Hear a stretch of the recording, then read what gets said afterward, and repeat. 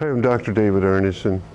I think somewhere in the process of time we come to this place of being reconnected to ourselves. How did I get here? How did this happen? Maybe it is not me. Who am I? Or it could be today. I'm 28 years into recovery myself. I could ask myself that same question, how did I get here? But I know how I got here. It was 28 years of sober days, one day at a time. When I woke up, I had those questions in the desert of New Mexico, where I've been on a drunk for 10 days, and I was laying under 5 sleeping bags, and all of a sudden it came to me, how did this happen? This wasn't my dream. I was 36 years old. I never thought somewhere when I was 5 or 6 or 8 that somehow I was going to end up here. It wasn't my plan. But you have to do something, and I tried to do it. I went to my first meeting in 1985, and I didn't really get it until 1986. I was miserable. I always thought, what's wrong with me? What's wrong with me? There was always this sort of sense of uniqueness, not a good uniqueness, like hopelessness. But I kept going, because if I went, I wasn't sitting on a bar stool. If I went to AA, I wasn't drinking. And somewhere in about 90 days, I finally figured it out. It wasn't about you, it was about me. What was I doing? That's when I really started working the program.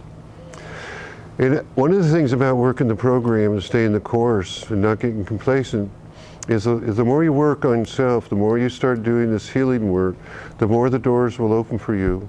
It's just so true. Somewhere about a year into it, thought came through my mind. I was back to contracting. I wasn't a doctor in the early days. I was standing on a roof and I said, I don't want to be there when I'm 50. I don't want to be on a roof when I'm 50. So I didn't know what I was going to do. Well, about a year later, maybe 6 or 8 months later, I made that decision to go back to school. Why? Because I wanted to be a doctor? No, I didn't have no thought of being a doctor. I just wanted to start something, I wanted to finish something, I had some sense of quality. And so I went back to college at 38, and I graduated when I was 42 with a double major in biology and psychology. Why biology and psychology? Trying to figure out what's wrong with me. Well, I never answered the question because I never figured out. Nobody knew anything about alcoholism and drug addiction. We were just bad people trying to get good, or there was just something uniquely bad about it. Of course, the truth is that the truth with alcoholics and drug addicts is not that we're too sensitive. Pain's too real, you know. I mean, it's like we have a hard time living with the world sometimes. It is injustice.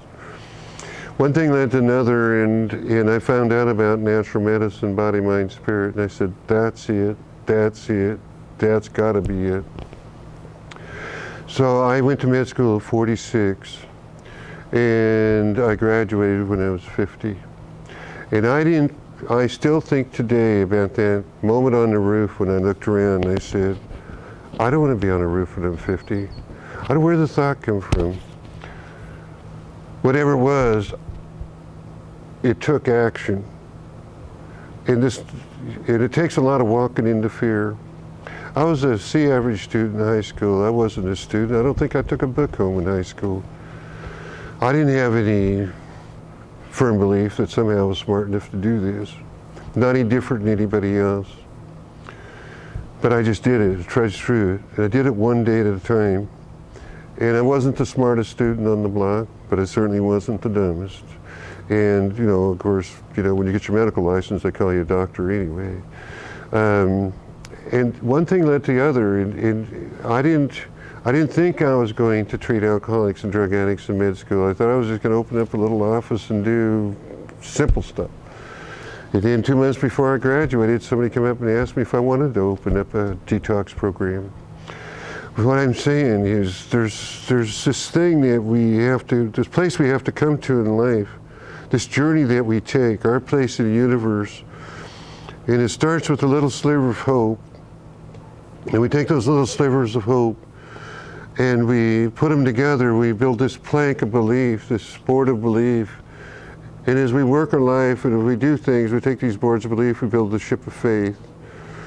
And there's certain times in our lives when things aren't going well, certain times in our lives we're full of grief and the great sadness, that the only thing that's going to work for us is trust and faith, trust and faith, trust and faith. And so in that sense of learning how to trust the way things come to you and the way things flow through your life, and that faith you have that you'll get through it, that you'll find the courage, doors will open for you. And I don't know why that is, but that's the way it is. And I see living proof around me all day long, and in many, many people with many years of sobriety, and sometimes in the younger ones too. So stay the course, you know, don't give up, one day at a time. That's the way we do this. That's how we get here. Thank you.